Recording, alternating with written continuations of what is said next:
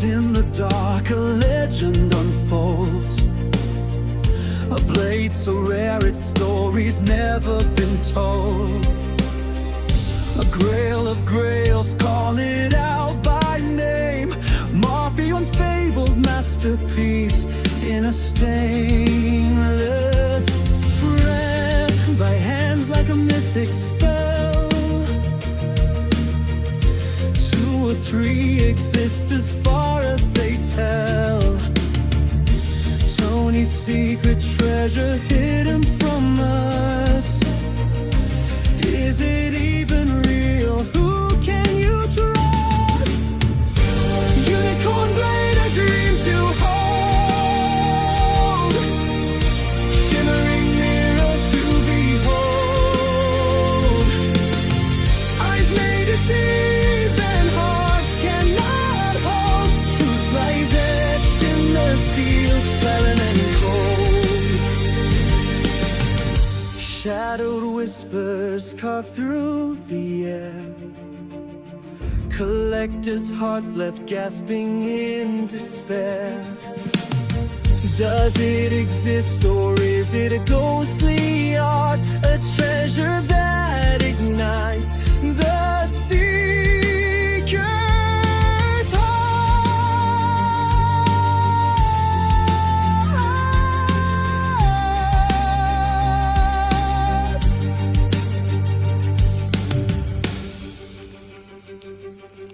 Only Jim Skelton brings you the rarest of finds. A masterpiece created to dazzle the mind. Through his hands the legend was shown, a fleeting glimpse of the unknown. Unicorn blade, a dream to hold. Shimmering mirror to behold. Eyes may deceive and hearts cannot hold. Truth lies etched in the steel, silent and cold.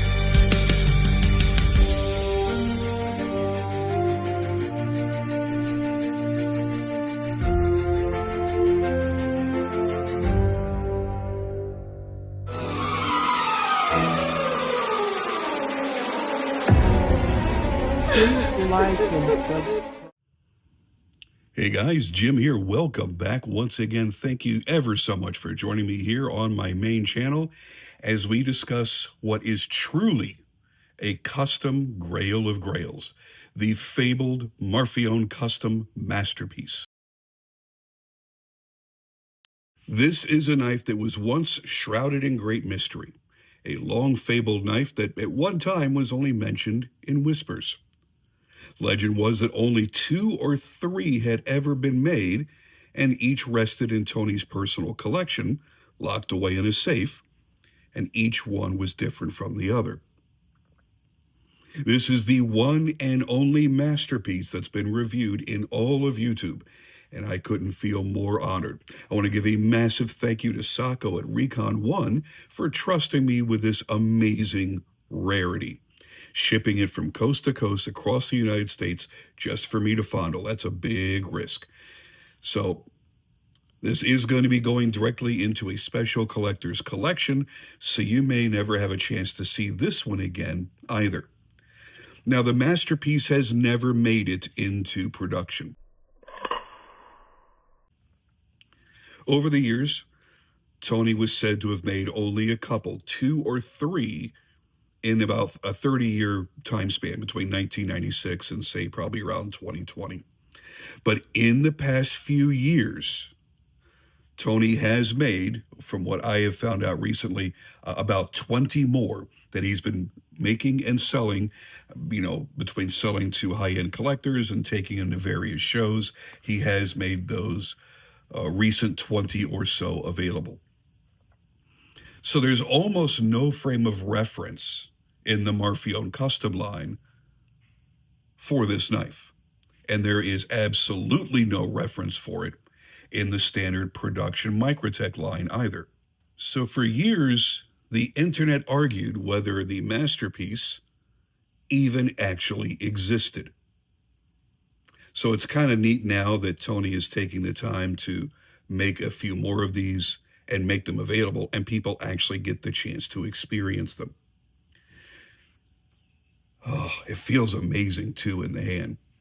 Now, as I very clearly mentioned, this was the unicorn. To be able to find and buy one, you had to hit an elite level of luck. You know, that barn find Rolls Royce Phantom with almost no miles on it. The virgin girlfriend with porn star levels of dedication. A true no interest credit card. A winning lottery ticket. And a Marfione masterpiece. When you hear people talk about their grail in the different knife groups, and you watch someone type in the word Kershaw and then something as their response, this is why we laugh. Because I don't care how rare of a Kershaw it was, or of a Cold Steel, or a Spyderco, Sprint Run, whatever.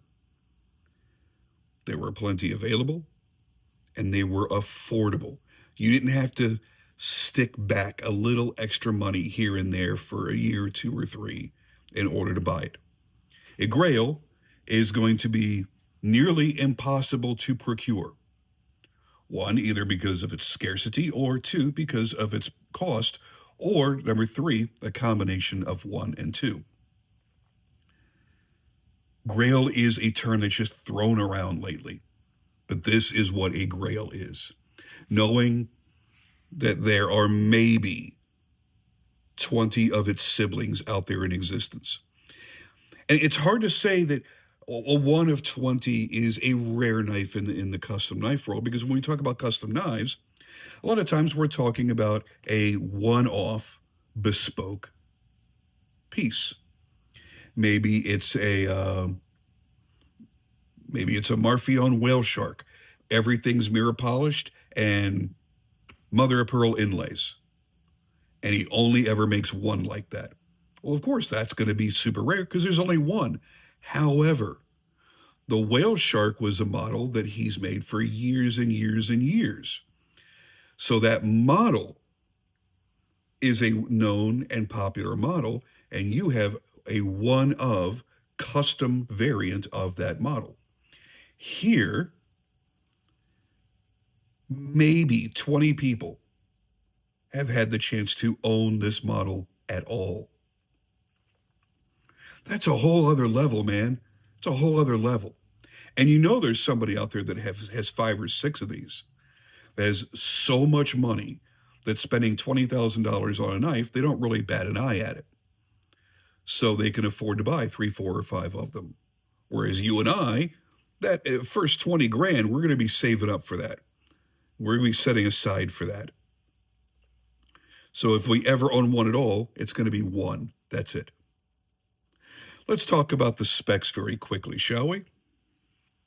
What we've got here is an overall length of 8.5 inches with a blade length of 3.5 inches in a beautiful mirror polished dagger style M398 MK blade.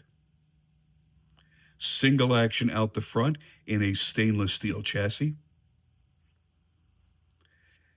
And the inlays, or actually onlays, are teal magnetic carbo tie. Now, for those unfamiliar with carbo tie is an absolutely incredible material. What you're getting, let me go ahead and close this up very quickly here.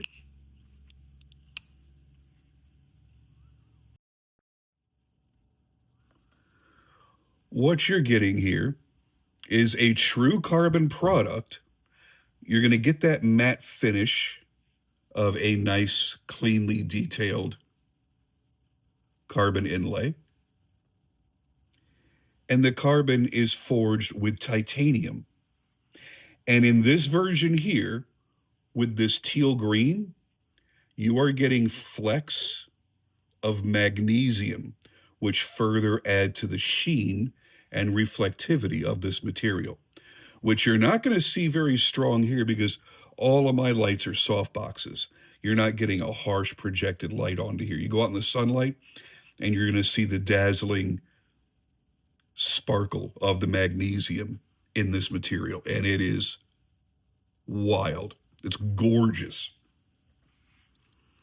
Out of all the carbo tie examples that I have personally handled, and I've handled 4 or 5 different color selections, this has been my runaway favorite. As a matter of fact, my next knife purchase of any substance is actually going to be a knife with this teal magnetic carbo tie. This is an exclusive material for Sako and Recon 1. The only way makers can get their hands on it is directly from Sako. So, of course, they're going to make some really good-looking knives with his material made exclusively for him. Think about this. There are Todd Rexfords running around with carbo tie inlays. There's R.J. Martins running around with carbo tie. There are Sergei Shirogorovs running around with carbo tie. Here are some of the biggest names and most expensive knives in the world currently that have carbo tie on them, and they are magnificent. Now, costing almost 20 grand, this was a once-in-a-lifetime opportunity for whatever collector was able to get his hands on it. Part of the R1 Invitational. If you've never shopped with Recon 1, boy, you need to change that. And I don't want to make this sound like a damn infomercial for Recon 1, but this is their knife they're lending me generously, so I feel it's worth the time. If you can't make it to big knife shows like the USN show or Blade Show Atlanta, Blade Show West, Blade Show Texas, if you never can make it out to those shows, but you want to be able to buy the level of knives that show up at those shows, then check out the online show that Recon 1 does, the R1 Invitational. Knives like this being offered on the R1 Invitational. If you had been there at the time when it is being offered, you'd have the opportunity to own this. And you're in a small... made you look. You're in a small group of people that are going to have the opportunity to pull the trigger on this. And I guarantee you, whoever buys that has got mega bragging rights. That's like owning an Emerson Black 6. For those of you that go back in collecting as long as I do. If I would have had the opportunity to buy an Emerson Black 6 at Emerson's offered selling price without all the secondary market ridiculousness that happened, I would have gone anywhere to do that. If somebody would have said, yeah, there's an online knife show to watch, and you can buy some really cool exotic knives. They got Todd Rexfords and Tom Mayos and Marfione Customs and this and this and that.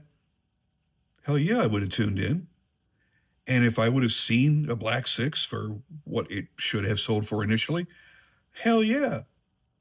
Guys, you got to realize Sako put recently a Todd Rexford out there. A roughly $5,000 maker price knife that whenever that changes hands, whenever that flips, that's going to be a minimum $20,000 knife. Somebody was able to buy a genuine Rexford at Rexford's price. Not secondary markup, not auction price. They've got something that hopefully they'll hold on to it for a lifetime because they'll never get that chance ever again. But if they ever do, for some reason, ever need to sell that, it has built-in equity. So that's the fun of the R1 Invitational.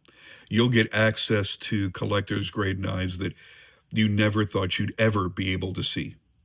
And this is just one of them. And this is a beautiful example of that.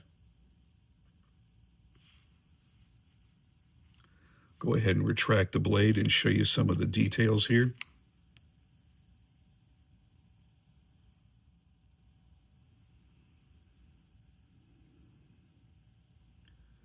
There we go.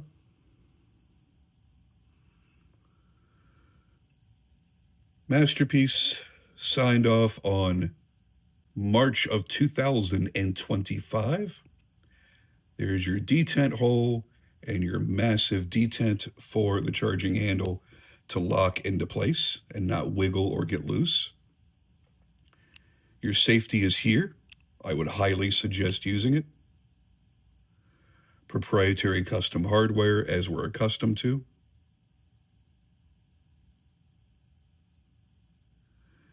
Now take a look here. I did do some photography on this so that you could see it, but try to watch for it in action. Watch as the guard arms come swinging out.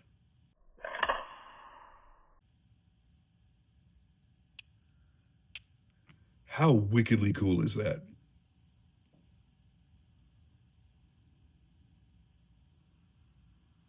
And that perfect polish. Oh my goodness. Absolutely gorgeous. But when you're buying at this level, of course, everything should be gorgeous and damn perfect. So when you have something that's in front of you that is damn perfect, it's kind of hard to call this a review because I really can't critique it. There's nothing to pick apart on this. This is masterclass level knife making, pure and simple. So it's more of an overview. It's a presentation of that knife. It's allowing all of us to get the opportunity to see it in 3 dimensions, look all the way around it, watch it function, watch it operate, and then watch it disappear forever into somebody's collection. But at least we had a little bit of time to spend with it and enjoy it. And that is it.